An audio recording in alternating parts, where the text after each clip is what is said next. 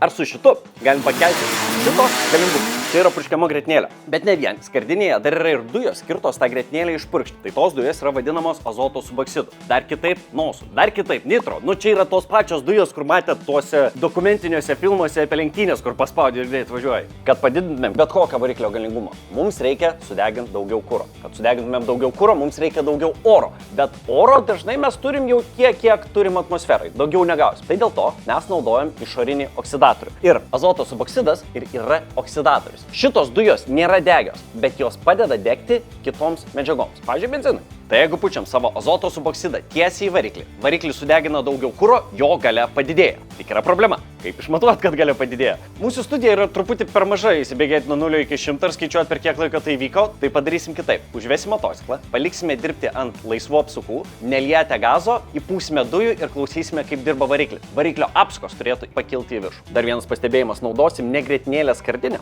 o tokį grietinėlės pistoletą. Vien dėl to, kad mes jį galim neįspilti grietinėlės. Pati grietinėlė gali pakenkti varikliui. Užvedam motociklą. Turim viską paruoštą, neliečiam gazo, tik paspaudžiam savo rankeną. 1, 2, 3. Neliečiant gazo, iš tikrųjų mūsų apsukos didėja, nes sudeginam daugiau kuro. Su purškiama grietinėlė gali pasidaryti nosą ižui.